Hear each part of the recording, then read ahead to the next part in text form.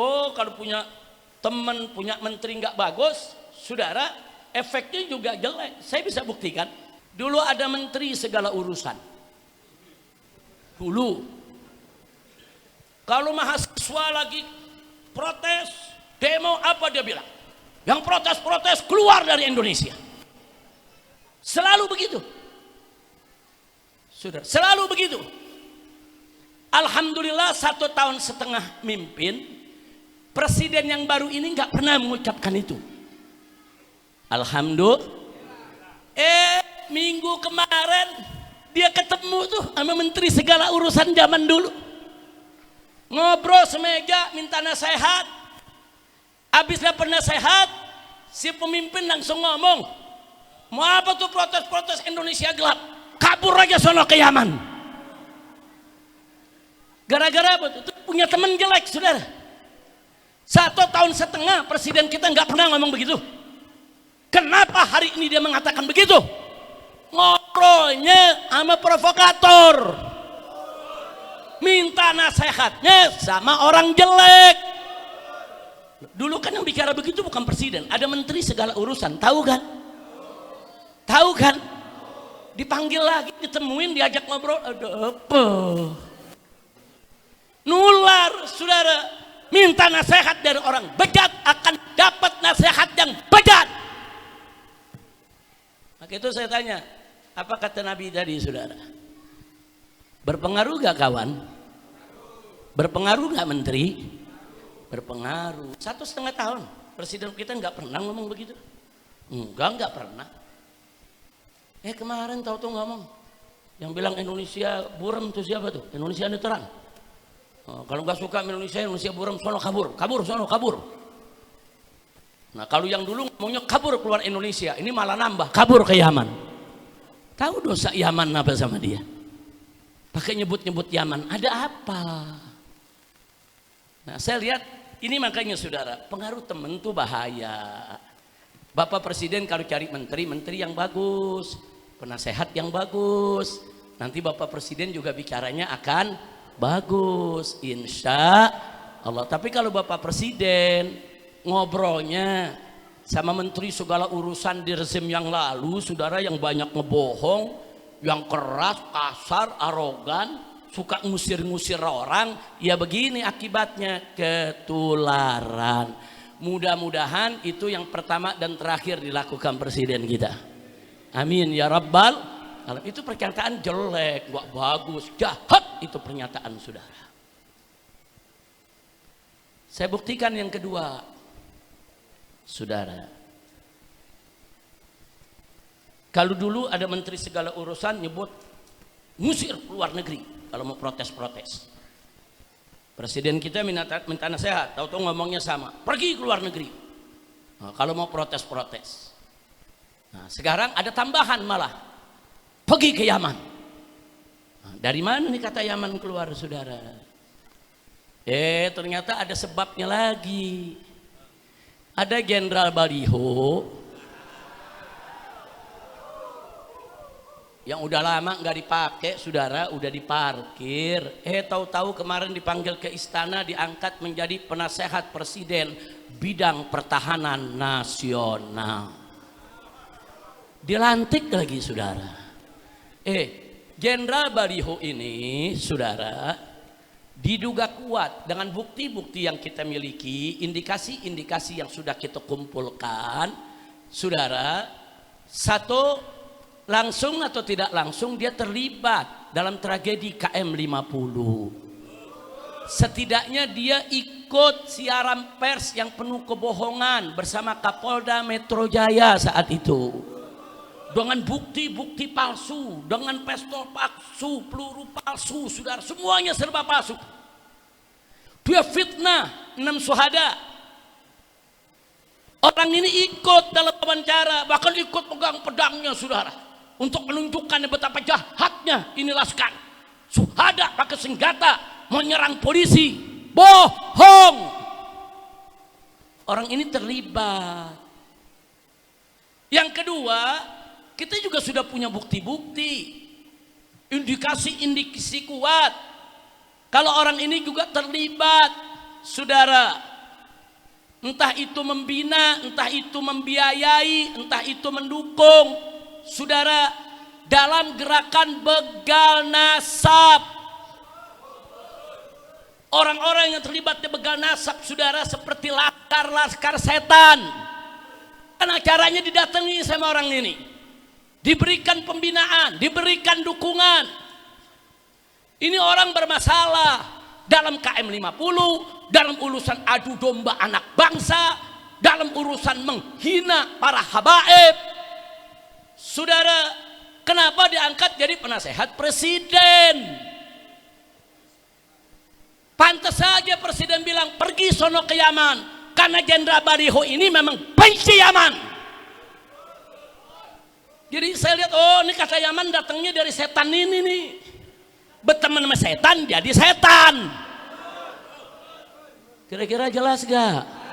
Mudah-mudahan ini yang pertama dan terakhir buat Bapak Presiden. Kita doain biar Bapak Presiden dapat taufik dan hidayah.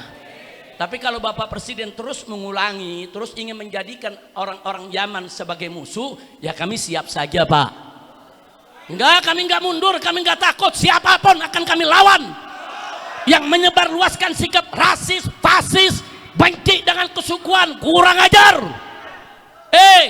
Yaman itu bukan musuh bangsa Indonesia.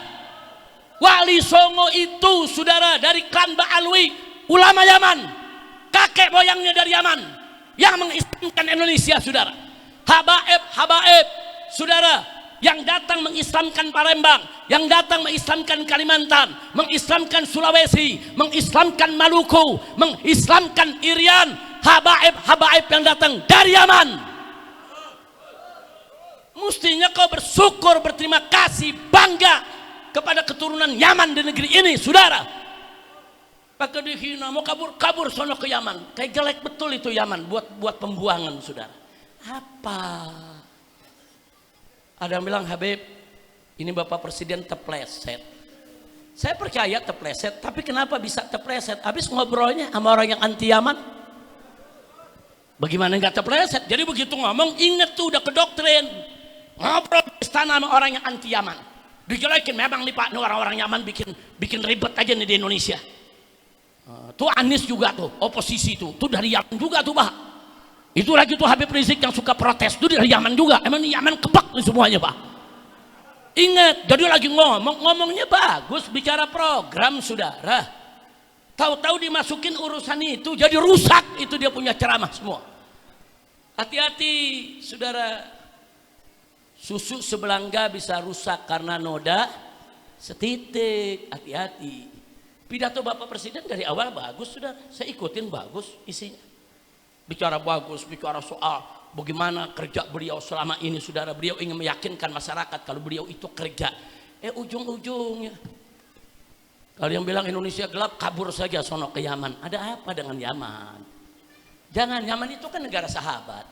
Saat ini, saudara, lebih dari 7.000 anak Indonesia belajar di Yaman. Sekolah di Yaman, tersebar di universitas-universitas di Yaman. Saudara, jangan. Kalaupun di Indonesia ada segelintir orang Yaman, keturunan Yaman yang terlibat korupsi, itu kan segelintir. Ada kok suku lain yang korupsinya nggak tanggung-tanggung. Kenapa nggak disebut? Kenapa nggak diusir ke negerinya? Kok jadi yang dimusuhi Yaman siapa ini pembisiknya? Makanya, saudara, saya udah minta, saudara, kepada FPI maupun ormas-ormas Islam yang lain protes. Jangan diam, protes. Kalau orang-orang bermasalah diangkat oleh presiden, sampaikan protes, sampaikan kalau kita tidak menerima, sampaikan kepada presiden. Dan presiden wajib dengar apa yang menjadi isi hati masyarakat, apa yang menjadi tuntutan masyarakat. Jangan kalau dikritik marah. Jangan kalau dikritik jawab dengan karya. Dikritik jawab dengan kerja. Dikritik jawab dengan kebijakan yang bagus. Itu pemimpin. Bukan dikritik jawab dengan kritik yang lebih pedas. Enggak begitu pemimpin, saudara. Kira-kira jelas tidak? Jelas tidak?